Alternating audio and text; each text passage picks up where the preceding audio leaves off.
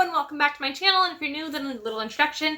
This is a place to share stories, adventures, and everything I wish I'd known before embarking on them. My name is Drina, and you're watching From Fiji to Here.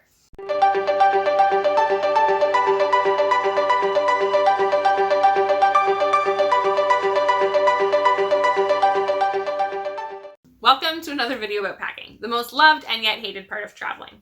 Today we're going to go through my day bag, which does vary depending on the trip. However, this is my most consistent one.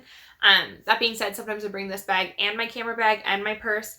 Depends on if I'm checking luggage. Sometimes I will just bring my camera bag inside of my day bag and check my purse for upon arrival. It kind of just depends. But again, this is my most consistently used day bag, and let's dive into the pockets. So when you're packing your day bag, the most important thing that you want to remember is that these are things that you need accessible for you during the flight. Things like our first category, documents. This is where I keep my passport, my international driver's license, my current driver's license, my phone charger, as well as a charging bank, because no, not all airplanes do have charging ports. Now, if I am bringing my purse in my day bag, these are the items that I would keep inside my purse, and then my purse in my bag, kind of like those Russian dolls where it's just a bag and a bag and a bag. Anyways, so I would have Kleenex, mascara, some hand cream, hand sanitizer, wet wipes, or like disinfectant wipes, lip chap. I also keep my sunglasses in there, gum, a hairbrush. This is also where I would bring extra chargers, so one for my phone, one for my camera, my GoPro.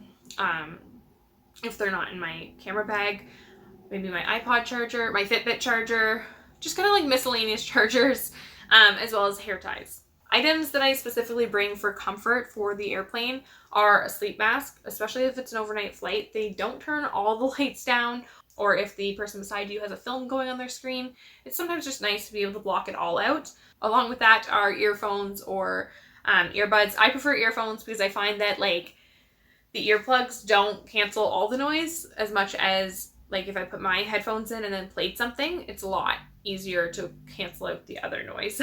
Also, again, for comfort, I make sure to bring a toothbrush and toothpaste. If I am short on liquid, like on the liquid restrictions, I will bring toothy tabs just so that I can brush my teeth, especially an overnight flight. Like, you don't want to be landing and getting off the plane feeling like crap, and an easy way to just kind of feel refreshed is by brushing your teeth. Along with that, I'd also put deodorant, so I'd bring like a travel size deodorant. Again, just to feel a little more fresh, you know, splash some water on your face, and feel a little more alive getting off your red eye.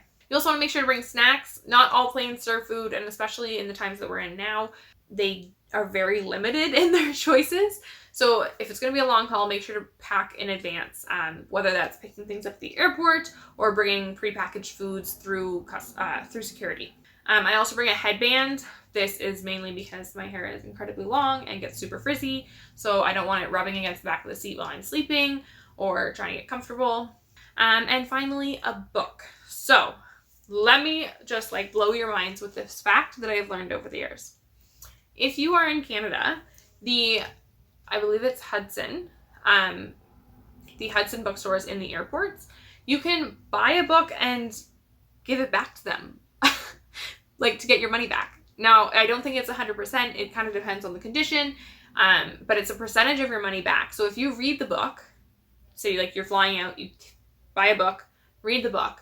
On your way back, you're like, you know what? I finished this book, probably won't ever read it again. I'm done with it. You can return it and get a percentage of your money back.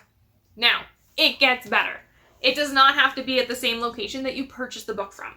So for example, when I left Halifax, I purchased a book, rephrase. This is for when we went on the cruise last year. I purchased a book at the Halifax airport. Okay. And I read that book while we were on the cruise, and we were flying back through Toronto. Okay. And it was a hot mess. We didn't know if we'd be able to make it to the Halifax airport or if we'd fly into a different airport. Anywho, I was able to exchange my book and get the money back at the Toronto airport. This is like mind-blowing to me, and I thought I would share that if there's any other avid readers while traveling. And it works all across North America as far as I know. I also bring a coat, either my raincoat or my nano puff coat. Normally this is what I'm wearing on the plane. It works perfectly for a pillow, something to just keep you warmer in case the airplane is cool, as well as if you're going to your destination, like if your destination is cooler than where you've left from, you want to have that easily accessible. I often bring my laptop.